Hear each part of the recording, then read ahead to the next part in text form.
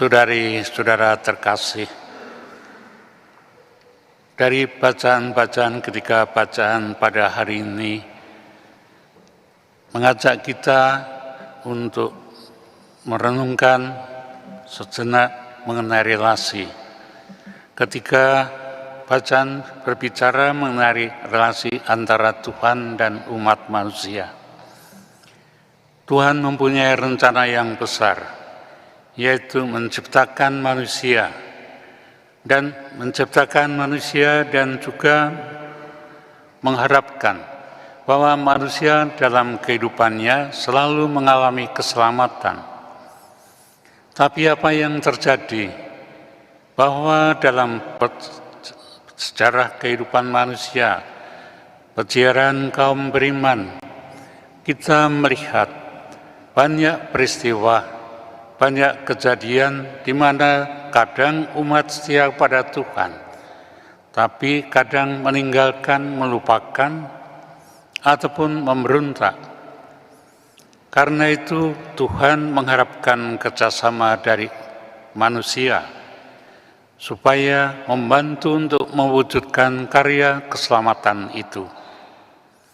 Ada nabi-nabi yang diutus untuk mewartakan kabar gembira, nabi yang dipilih untuk menuntun, mendampingi perjalanan mereka.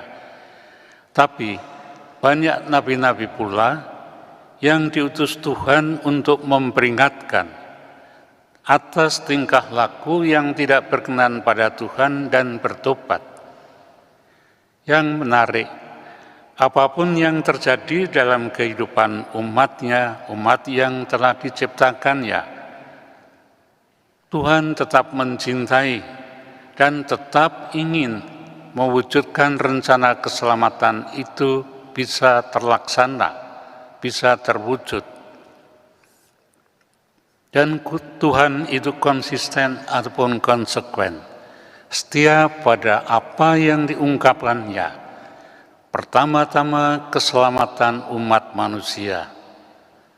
Banyak cara telah dilakukan seperti yang telah saya ungkapkan dalam Perjanjian Lama.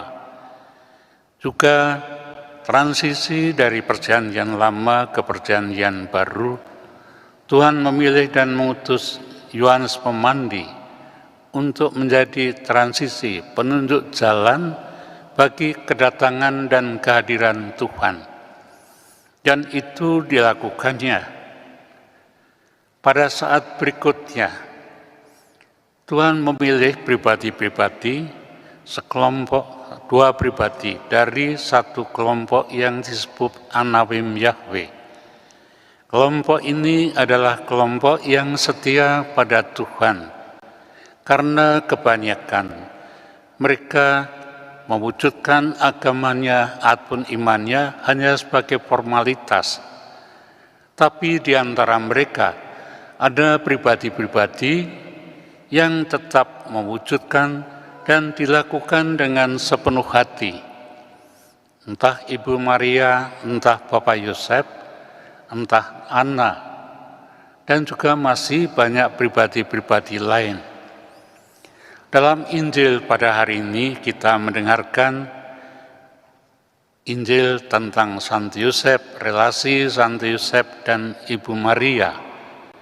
Mereka sudah bertunangan dan merencanakan akan pernikah.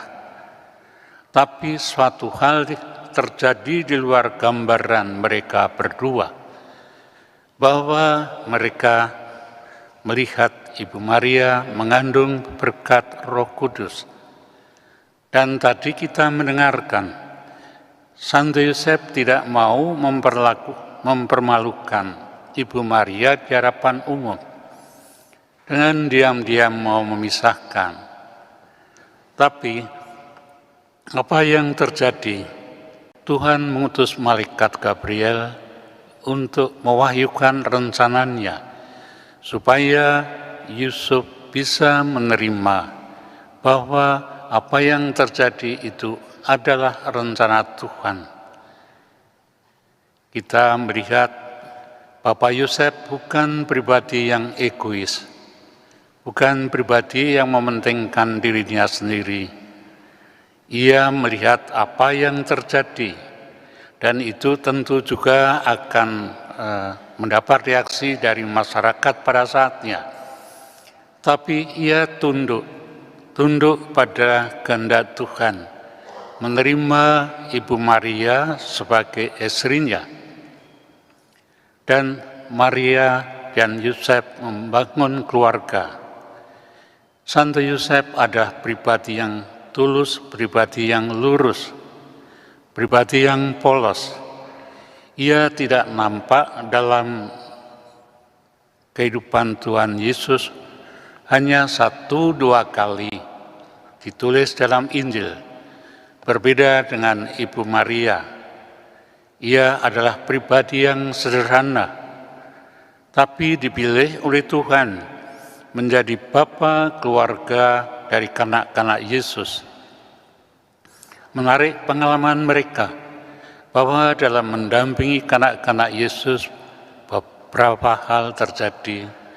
Kanak-kanak Yesus pernah hilang, dan juga setelah itu yang teringat, saya selalu ingat dalam bacaan Injil Lukas. Di situ dikatakan bahwa kanak-kanak Yesus makin lama makin berkembang, bertumbuh dalam kebijaksanaan, berkenan pada Tuhan dan pada sesama. Saya menduga bahwa peran Ibu Maria dan Bapak Yusuf ikut ambil bagian dalam pendampingan kanak-kanak Yesus, dan itu dilakukan dengan penuh kesederhanaan. Mereka mempunyai peran besar dalam sejarah keselamatan umat manusia. Mereka berperan dalam, meski tidak berbeda dengan para rasul, Santo Yusuf perannya tidak begitu ditonjolkan, hanya sampai beberapa waktu. Tapi kehidupan mereka tentu sangat berkesan pada Tuhan Yesus. Saudari-saudara terkasih, kita dalam kehidupan kita pun mungkin mempunyai peran yang macam-macam. Ada tugas besar, ada tugas sederhana, tugas yang kecil. Tapi semua itu mempunyai arti dalam kehidupan kita, dalam kehidupan bersama secara umat beriman. Yang terakhir yang ingin saya ungkapkan, bahwa dalam sinode beberapa waktu yang lalu, dan juga dalam sidang KWI di Bandung, di situ diungkapkan tema berjalan bersama. Apa artinya? Paus mengajak para uskup sedunia berkumpul untuk berembuk bersama, berbicara bersama mengenai situasi gereja dalam menghadapi situasi yang baru, yang berkembang amat cepat. Dan Paus mau memimpin secara bersama. Karena itu beliau mengungkapkan rencana dan kehendaknya. Kalau dulu kita pernah mendengar dari Bapak Kardinal bahwa komisi-komisi di Roma disebut sebagai sekretariat yang dipimpin oleh kardinal.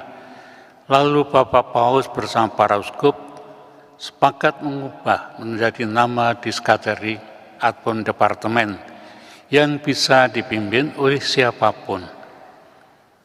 Ini menunjukkan bahwa gereja mulai berubah, dan kita menyadari bahwa gereja tidak hanya usaha pewartaan, tidak hanya dilakukan oleh gembala gereja, paus, para uskup, para imam, dan seterusnya, tapi diungkapkan, dilakukan bersama-sama. Dalam sidang KW di Bandung, kita diingatkan kita berjalan bersama, berpartisipasi dalam karya misi.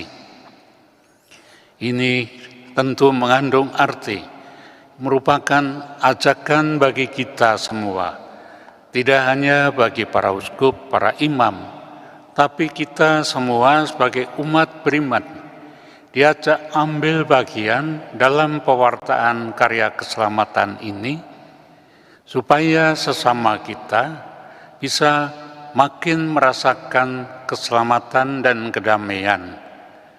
Tentu kehadiran Tuhan akan membantu kita supaya kita bisa mewujudkan kehadiran Tuhan dalam diri kita, dalam keluarga kita. Kita menyadari bahwa keluarga kita adalah gereja-gereja kecil dan diharapkan bisa menjadi tempat persemaian buah-buah iman yang menghasilkan buah-buah kebaikan, sehingga yang kita rasakan, kita bisa merasakan kedamaian, bisa merasakan kesejukan dalam keluarga kita, meski banyak tantangan. Saya sadar dalam kehidupan keluarga ada 1-2 tantangan yang dihadapi, tantangan yang kadang tidak mudah. Tapi kehadiran Tuhan semoga membantu kita semua untuk selalu bersatu, sehati, sejiwa, sehingga kehidupan kita bisa menjadi berkat bagi keluarga kita, berkat bagi keturunan kita, tapi juga berkat bagi sesama.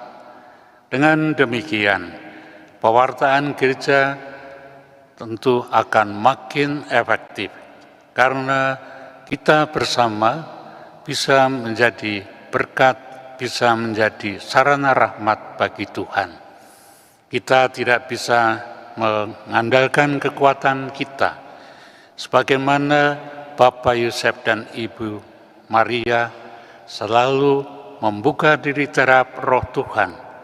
Diharapkan kita pun juga dalam kehidupan kita selalu membuka diri terhadap Roh Tuhan, sehingga kita bisa menghayati firman dan mewujudkan dalam kehidupan kita.